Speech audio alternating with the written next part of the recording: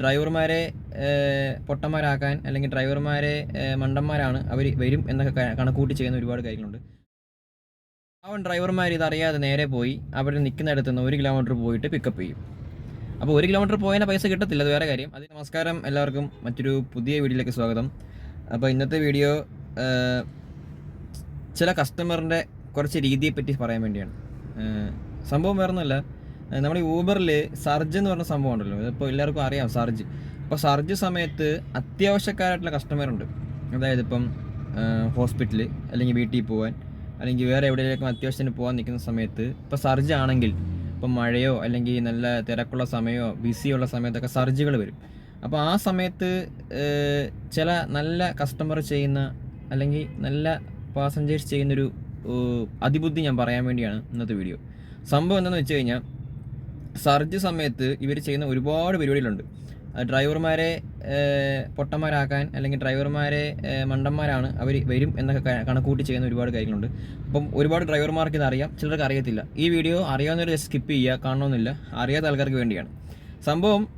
സർജുള്ള സമയത്ത് വണ്ടി ബുക്ക് ചെയ്യുന്നതെന്ന് വെച്ചാൽ അവർ നിൽക്കുന്ന സ്ഥലത്ത് നല്ല സർജായിരിക്കും. നല്ല സർജ് എന്ന് വെച്ചാൽ അവർ കണ്ടിന്യൂസ് ബുക്ക് ചെയ്യുമ്പോൾ റേറ്റ് മാറിക്കൊണ്ടിരിക്കും. നോർമൽ പോകുന്നതിൻ്റെ ഇരട്ടി ചാർജ് ഇങ്ങനെ വന്നുകൊണ്ടിരിക്കും. അപ്പം ആ സമയത്ത് ബിസിയാണ്, വണ്ടികൾ അവൈലബിലിറ്റി കുറവാണ്. അപ്പോൾ അങ്ങനത്തെ സാഹചര്യത്തിൽ ഇവർ നിൽക്കുന്നിടത്ത് നിന്ന് ചിലപ്പം ഒരു കിലോമീറ്റർ അപ്പുറമൊക്കെ പിക്കപ്പ് ലൊക്കേഷൻ വെക്കും. ചിലപ്പോൾ അവിടെ സർജ് കാണത്തില്ല.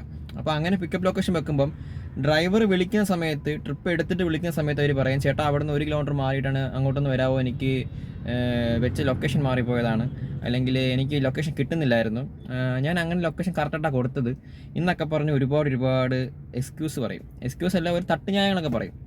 അപ്പം പാവം ഡ്രൈവർമാർ ഇതറിയാതെ നേരെ പോയി അവർ നിൽക്കുന്നിടത്ത് നിന്ന് 1 കിലോമീറ്റർ പോയിട്ട് പിക്കപ്പ് ചെയ്യും. അപ്പോൾ 1 കിലോമീറ്റർ പോയതിന് പൈസ കിട്ടത്തില്ല, അത് വേറെ കാര്യം. അതിൻ്റെ കൂടെ ഈ നമുക്കുണ്ടായ ഫ്യൂവലിൻ്റെ നഷ്ടമാണ് ഇതിൽ സംഭവിക്കുന്നത്. ഇത് കുറച്ച് ബുദ്ധി കൂടിയ, കുറച്ച് വീര്യം കൂടിയ കുറച്ച് കസ്റ്റമർ ചെയ്യുന്ന കാര്യങ്ങളാണ് ഈ പറഞ്ഞു തന്നത്.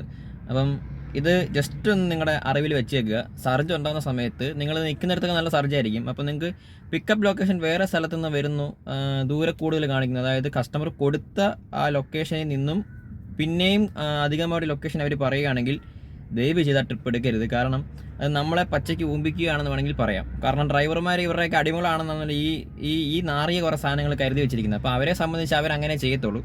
അപ്പം ആ സമയത്ത് ട്രിപ്പുകൾ എടുക്കുമ്പോൾ നമ്മൾ നോക്കിയെടുക്കുക. കാരണം വണ്ടി നമ്മുടെയാണ്, ഇന്ധനം അടിക്കുന്നത് നമ്മളാണ്, ചിലവ് നോക്കേണ്ടത് നമ്മളാണ്.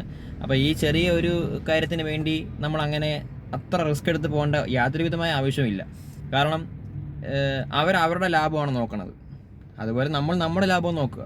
അത്രയേ ഉള്ളൂ ഇന്നത്തെ വീഡിയോ. ഇങ്ങനത്തെ അനുഭവങ്ങൾ ആർക്കെങ്കിലുമൊക്കെ ഉണ്ടായിട്ടുണ്ടെങ്കിൽ ജസ്റ്റ് ഒന്ന് കമൻറ്റ് ചെയ്യുക. കാരണം ഇത് പല ആൾക്കാർക്കും അറിയാത്ത കാര്യമാണ് ഞാൻ ഈ പറഞ്ഞു തരുന്നത്.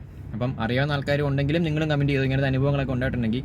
അപ്പോൾ എന്തായാലും ഇതുപോലെ നമുക്ക് വീണ്ടും മറ്റൊരു പുതിയ വീഡിയോയുമായിട്ട് കാണുന്നവരെ ബൈ.